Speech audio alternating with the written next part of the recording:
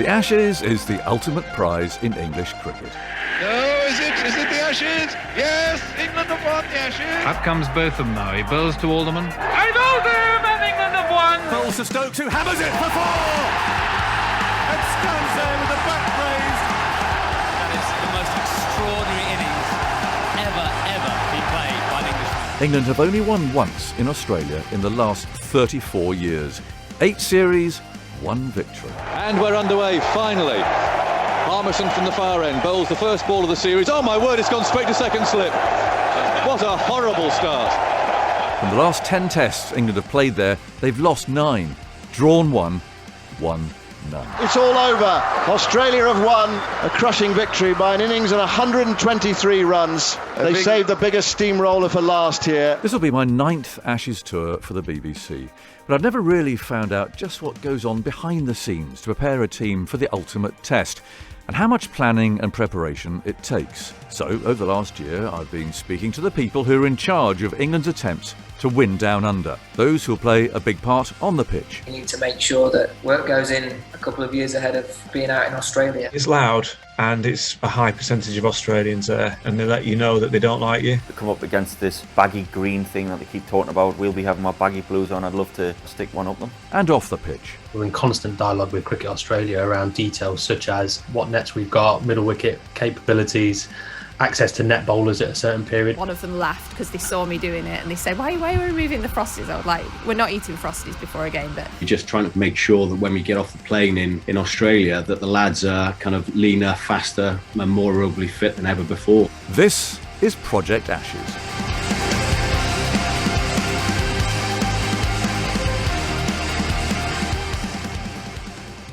It's January 2021. Joe Root's in Sri Lanka. He's just scored a brilliant double century to help England win a test match in Galle. And his hard sweep through mid-wicket. It's going to run away to the boundary. That's it. 200 for Joe Root. It's his 4th double 100. It's been an absolutely splendid innings. I'm not in Galle. I'm at home in Leicestershire, trying to make the Wi-Fi work. Thanks for doing this, mate. Now look, oh, hang on. Where have you gone? I pressed the wrong button. Still there? Yes. This is sorry. Got to turn the volume up. I've had a few technical issues working from home, as you may have heard. Joe's frozen there. Oh, God. We get there, eventually. OK, Joe, well, let's start from the very beginning. Do you look upon this year as being the biggest of your career? I'd say so. I'd say the amount of cricket that we've got, the challenges that this year presents for a number of different reasons, I think it probably is. And with it being a big year, that presents great opportunity, and certainly viewing it in that manner. And I feel like we've done everything we can coming into it to be in a very good place to give ourselves a really good chance of having some good success. They're the sort of years that you really want to grab by the scruff of the neck, have a real influence on individual games and win some really big series and tournaments. And as a team, you look at that and think, well, what a great opportunity it is for us to show everyone what we're capable of and turn what's been a very promising couple of years into coming of age for our team. I think there's a number of things that not only will aid us very well, or I believe will aid us very well when we get out to Australia, but will aid us anyway in Test cricket. Things like the way we look to play the game, trying to make really big first innings scores. And it's something that we've got better at over the last year and a half or so. You're starting to see, I think, 6 out of the last 12 occasions we've made scores of over 400. And we're becoming more and more consistent at doing that, which I think is really important. I think one thing as well is finding ways to take wickets abroad has been a real challenge for us in previous tours and previous years. And over the last couple of years, we have made strides in that area as well. So there are things there's aided that, whether it's the balance of the side, the balance of the attack, the personnel that we've gone with. I think they've all sort of come together nicely to this point, and we are very aware that there's still a lot of hard work and things that need to be done if we're going to be even better at it, and be able to be consistent with that. So the challenge over the next period is to try and be even better than we have been previously on executing those things. But we're certainly heading in the right direction. Let's try and get insight into how you're thinking. How how close are you in your mind to having that first test team at the Gabba? And what spots can you see? What vacancies can you see? But I mean, have you got any idea at all yet as to how many you've got in your mind? Try not to look at an 11. I try and look at a squad, and try and look at how many players we'll need in each position. Batting order, whether it be as a pace attack, spinners, keepers. Try and split it up like that and see how many players we'll need ready to go and match hardened for the tour of Australia. At the minute, if everyone stays fit, we are looking very promising. There will be opportunities for guys to get more games under their belt and to really push a case, show that they've got what it takes to perform at Test cricket and at Test level, which I think you can't ready yourself for an Ashes tour other than by playing lots of Test cricket. So those games and those opportunities could be crucial in terms of having guys, even within the squad, that have got good experience under their belt ahead of that tour. The day I speak to Root is a significant one. While he's in Sri Lanka and I'm in Melton Mowbray, events the night before in Brisbane have shaken the cricket world. 3 needed, and Richard Pant is about to explode at this ball, I think. Hazelwood goes in and he gets a full toss and he drives it through mid-off. It's going down towards the boundary. It's going to go for 4. It's all over. India have won. India have won magnificently. You could say this is one of the greatest wins India have ever had in their Test history. Australia had just lost a home series to an India team ravaged by injury. India chased down 328. But significantly for England, it meant Australia had lost their first test at the Gabba, where the Ashes will start, since 1988. One thing that India did extremely well, I feel, is they showed great character. They showed great resilience and courage. I think that's one of our best traits. So I feel that could really play into our favour if we handle ourselves well up to that point. So Alistair Cook has played against Australia 35 times and he's won the Ashes 4 times. So he knows a thing or two about what a captain has to do to prepare for Australia. You do start planning, but you just still don't know what's happening day to day. You've got to, it's such a balance, because you look forward, you say, right, you look at the Ashes, right, that's in 2 years' time, but you can't take your eye off what's happening right now. The big area where they will probably spend a lot of their time will be the bowling unit and making sure, if they can, will get all their 7 or 8 bowling options fit for November. That'll be their ultimate aim, won't it? In terms of the Test cricket, will make sure that they can pick. They've got everyone available to pick from, and whichever combination they choose, they can choose that probably the day before, 2 days before. But that's what in an ideal world, Chris Silverwood and Joe Root would want to get all of those guys fit and ready to go. And Australia will be exactly the same. Making sure their 4. Their pace bowlers are Cummins, Stark and Hazelwood, with Lyon backing them up, are fit for that November thing. Because if they're not, if one of those is missing, that's a massive advantage to England. If you're Joe Root now, would you be excited about the prospect for the winter? Do you think that he'll feel England can do it? I do think he does, because of what's just happened with what India have done, and India have shown England how to win in Australia, and you have to be so resilient and so patient to take the game deep. And if England can do that, we know this Australian side doesn't handle the pressure that well. The history suggests over the last couple of years that they don't do it that well. Headingley is a prime example. So, despite being in the subcontinent, Ashes planning is definitely underway. We've been planning about the Ashes for a long time now.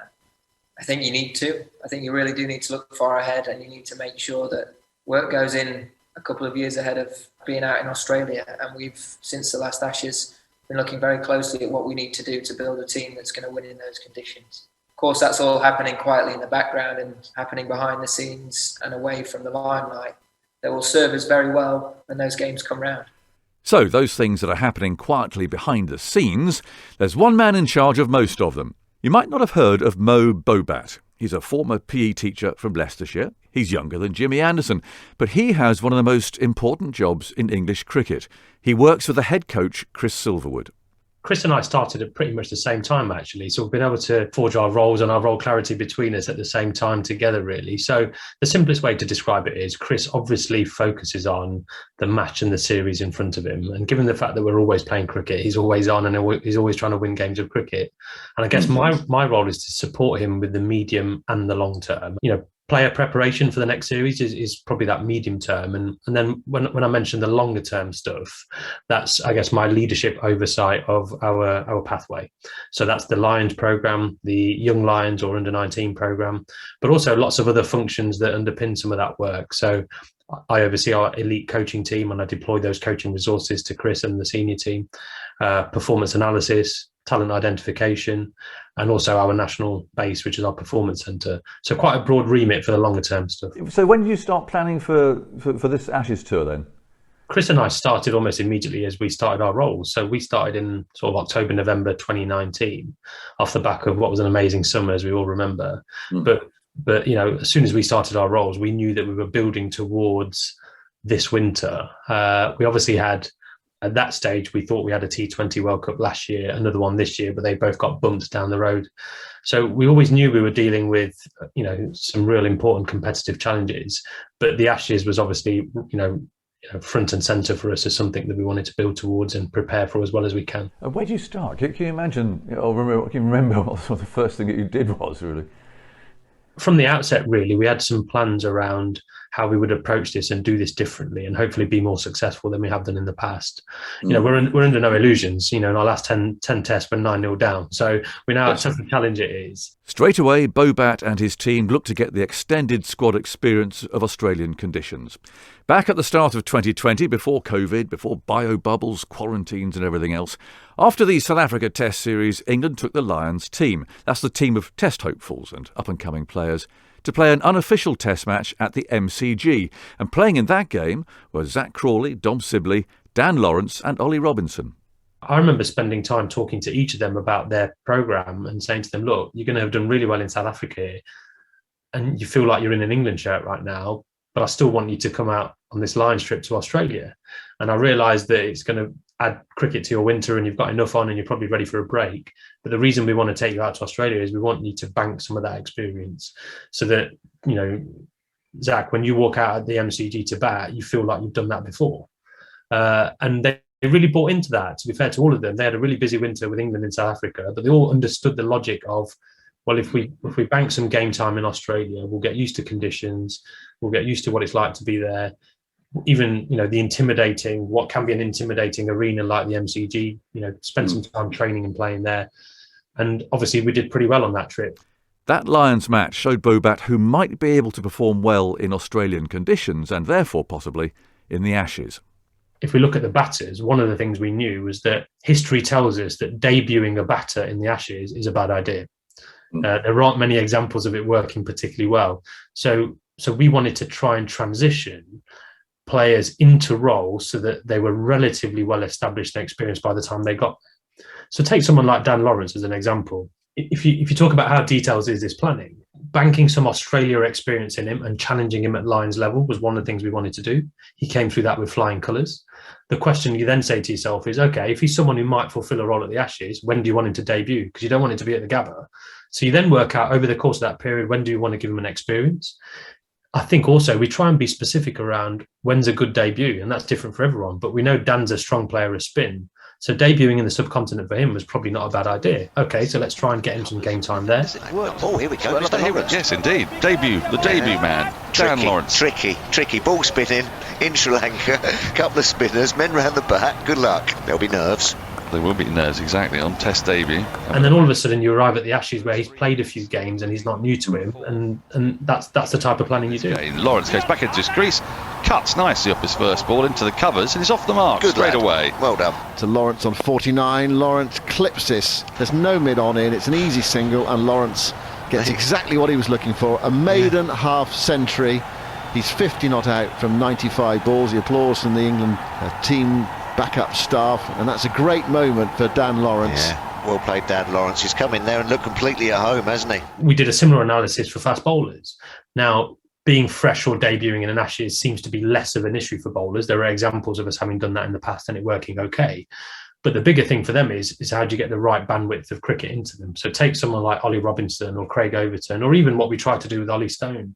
You're trying to make sure that they play the right volume and frequency of games over the course of 2 years leading into it. And we did all the analysis on what that amount of cricket looks like. You try and match that as closely and well as you can. And, that includes the number of times they bowl 40 overs, the number of times they breach 30 overs, all those sorts of things we look at, and you try and manage that as closely and accurately as you can. But you're always reacting to things that derail you, always. So 2021 gets off to a good start for England. Bairstow sweeps out towards deep square leg. It beats the infield, hits the boundary, and Johnny Bairstow hits the winning runs for England. They've done it. They've won by 7 wickets. 1 to win. He flicks it away through mid-wicket. There it is. Sibley hits the winning run. England have won by 6 wickets after a dramatic 4th day in which Sri Lanka collapsed and England held their nerve. 3 consecutive wins, 2 in Sri Lanka and then 1 in India. The captain in the form of his life. But even in Chennai and Ahmedabad, with the Ashes seemingly a million miles away, Mark Wood told me that they had an eye on what they'd face down under. Behind the scenes, we're building up to be prepared. It's no good going there and 2 weeks before and thinking, right now we're going to Australia. So from my point of view, it's how I'm going to use my skill set in those conditions, what I can do. I'm not going to give you a cliched answer or a TV answer. I think you are always looking at the big moments, whether it's World Cups or Champions Trophies or Ashes. They're always in the back of your mind, big series at India, stuff like that. So, we've been doing little things, myself with Paul Collingwood, on working on my batting for what I can expect in the Ashes. Now, that was in India. So, I'm not going to give you an answer that would be an interview answer. I'm going to say yes. It's in the back of my mind, and yes, I'd love to be on that tour. Yeah, well, that's natural, isn't it? Really, because you do have to plan ahead, don't you? I mean, and talk about it because it is. It's a big deal, isn't it? It is. It does kind of drive what we all do to an extent. It is ultimate. So batting with Collingwood, there's lots of stuff around your nose, is it? Presumably. Well, it's that sort of Australian back of a length stuff, and obviously bouncers and things like that. But mainly for me, it's working around that sort of back of a length, which is that hard, constant length that the Australians bowl. Hazelwood length. Yeah, the top of the stumps, and trying to get better there. If I can keep them ones out, then the bouncer is something obviously that the Australians do target the tail in Australia. That's natural. We know that's coming, so I'll be working on that as well. Luckily for me, I can dish a few of that out as well. So. That doesn't seem to bother them though, does it? It doesn't, but I say, they're used to that condition. Yeah. So, we've got to work out a way of us to get better in those conditions. They're used to it, they play it well. We talk about Australians being typically very good between sort of shoulder and hip area, the pull shot sort of chest area. So we've got to work out where best to bowl at them and how we can get them out, because they're used to that area so much. And of course we're not, so we've got to get better at that area. They're winning matches, the captain's in great nick, and they're getting those big first innings scores that are going to be key in Australia. But this is going to be one of the busiest years of English cricket ever. 16 test matches scheduled, and with the T20 World Cup before the Ashes. Not only that, but players are having to limit themselves to bio-bubbles since last summer. And I'll be honest, they're not much fun.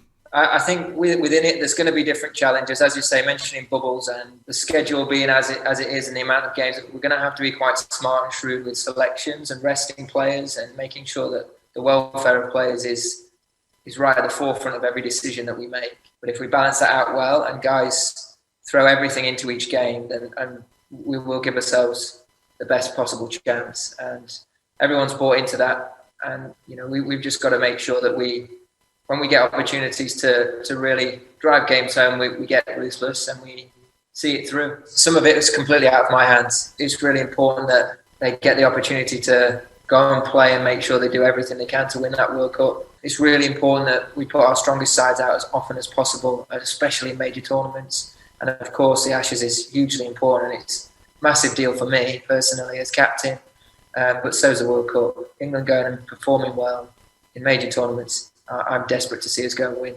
that World Cup, and it means that our best players will have to be there. But it will also mean probably that Australia's best players will be there as well, and they'll be facing similar challenges, similar problems. We can sit there, feel sorry for ourselves if there's an injury or two in that World Cup.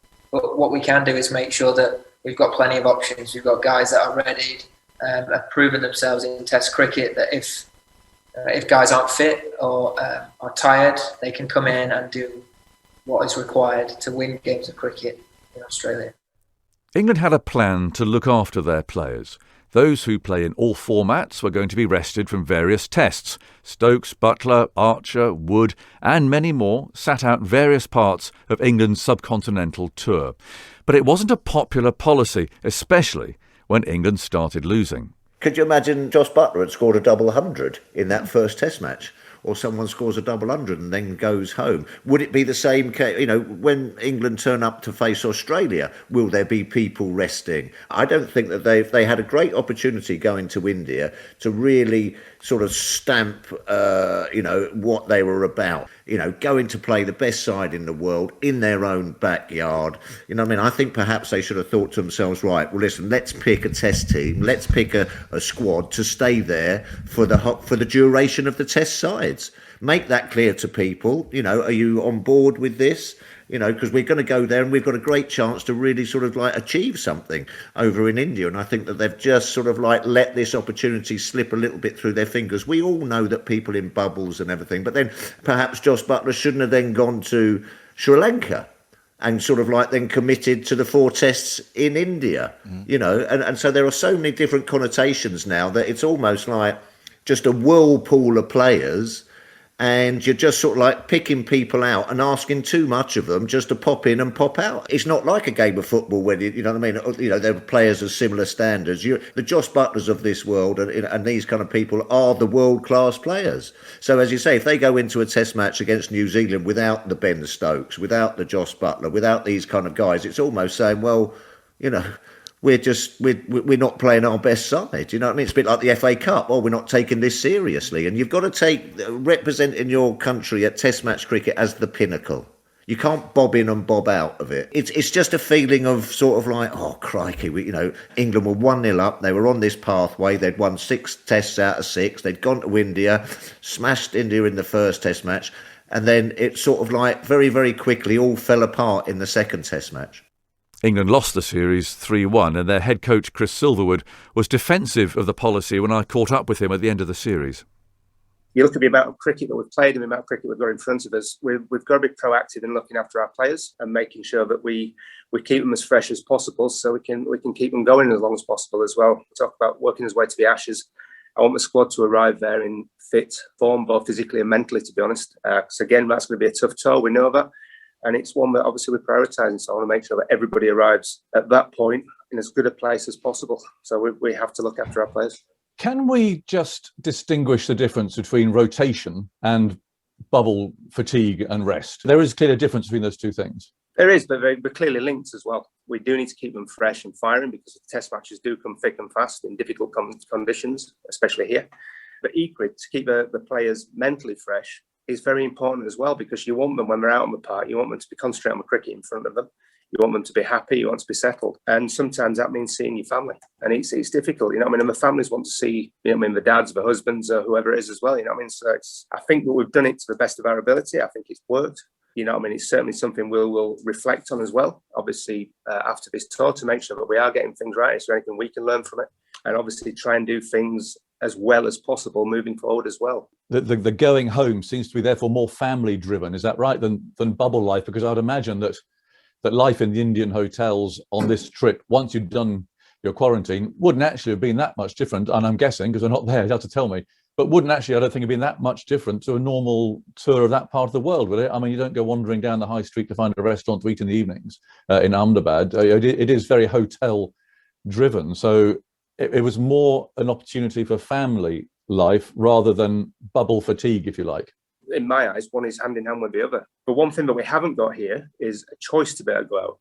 In days gone by, you may have chosen not to go out, but at the moment, we haven't got a choice. And we are stuck in the hotel, between the hotel and the ground. Everybody misses their family. The families miss the players that are here. And I think it's important, but when there's no family time and there's no, we can't get the families to the players as we normally would. I think it's important that we do our very best to get the players back to the family and use that as the family time. Given that it is 3-1, I just wonder realistically how much damage, if that's the right word, or how much jolting off course realistically this series has done for your preparations, as you said, for that key series in Australia coming up? I mean, will it alter anything? It won't alter our outlook on what we're trying to achieve now. Again, it'll just go down to an experience and help galvanise the side, really. We've got some fine young players in that side. Crawley, Sibley, Pope, obviously Lawrence. And I think the experience and seeing these conditions and playing in different parts of the world, hopefully we'll see them reap rewards in Australia and help us win the Ashes there. Fast forward several months. It's now November. It's the day before the first load of England players are about to fly to the Ashes. Bobat, the man who was so instrumental in setting up the rest and rotation policy, still stands by it. When we started planning for this 2 or 3 year cycle, the volume of cricket that we play relative to other teams as well, there's a significant difference. In the last year or two, we've literally played twice as much cricket as the likes of Australia and New Zealand. Twice as much is no exaggeration. We probably played a third more than India as well. We're way out there in terms of the amount of cricket we've played. And actually, if you just think of the COVID era and international sport, I don't think there's an international sports team that's done as much as we've done. What you need to be able to do probably is we've always said that you need to beat the schedule as well as beating your opposition. That's the reality of what we're faced with at the minute. So when you're trying to design a strategy for how you do that, I think good strategy is about prioritization. So you have to start off by making some difficult decisions and having some difficult conversations around where must we be at our best.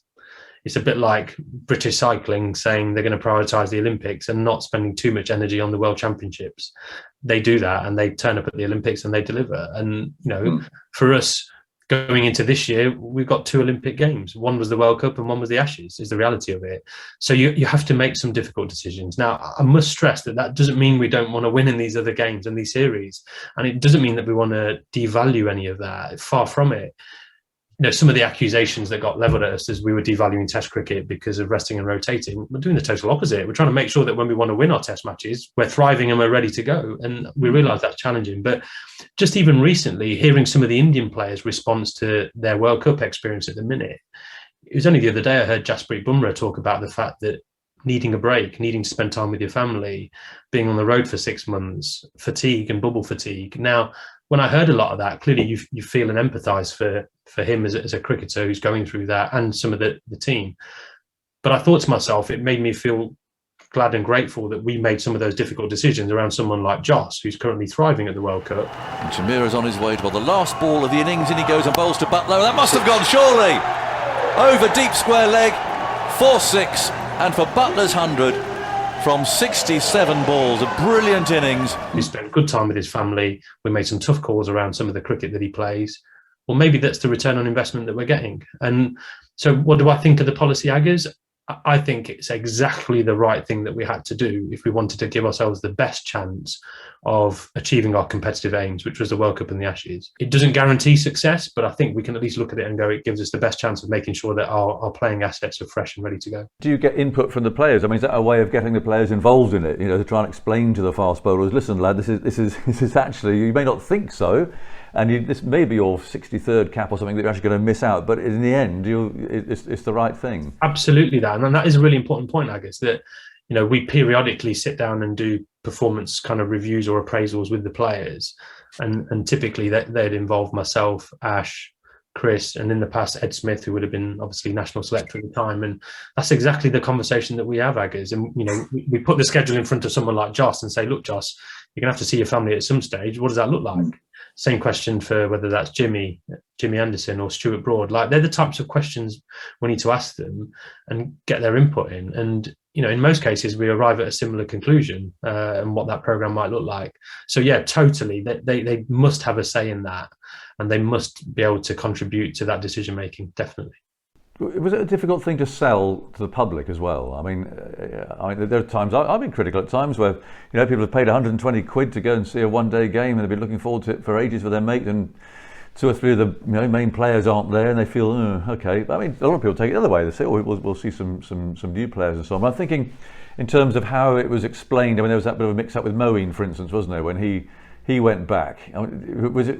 So did that all make the sort of rest and rotation a difficult thing to sell to the likes of me and the public and people who listen to me? In many ways, it is a hard sell. First and foremost, I guess I'm an England cricket fan, and I want to see every time we take the field, we feel like we've got what is our strongest team.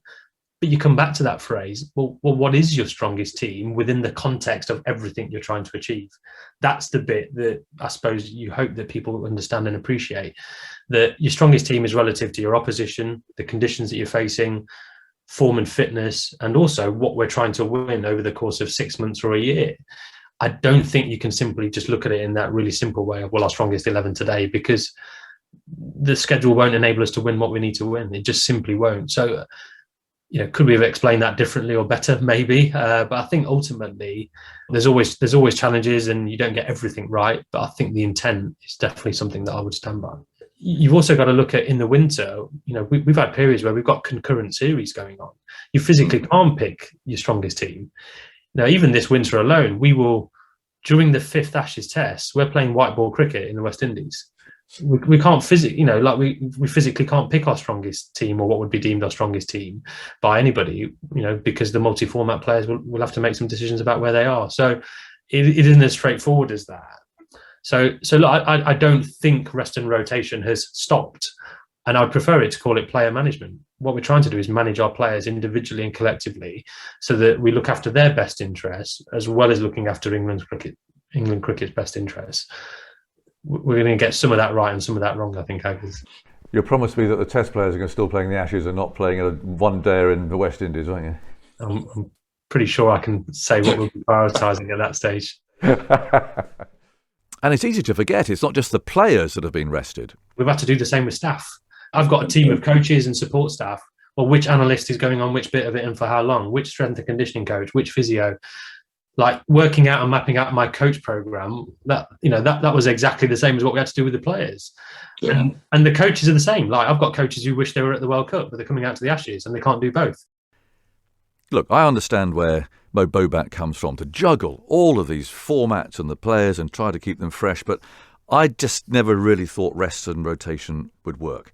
To players, selection is key. It maintains team morale. You have to have faith in that selection process, and each cap is precious. Why let someone else take your place and then pretend to be happy about it? And then there's the fans too, paying top dollar to come along and see the best players in action, or at least that's what they expect. Anyway, we've looked at the detail of all the planning that goes into an Australian tour, but in the year leading up to an Ashes, things don't always go to plan. I want to make it clear that I'm not racist and I'm not sexist. I deeply regret my actions and I'm ashamed of making such remarks. And then I remember getting a text message at about 8 o'clock from Ashley Giles saying we need to get on a call at 9. More than anything, I just want my friend to be okay. That's next time on Project Ashes.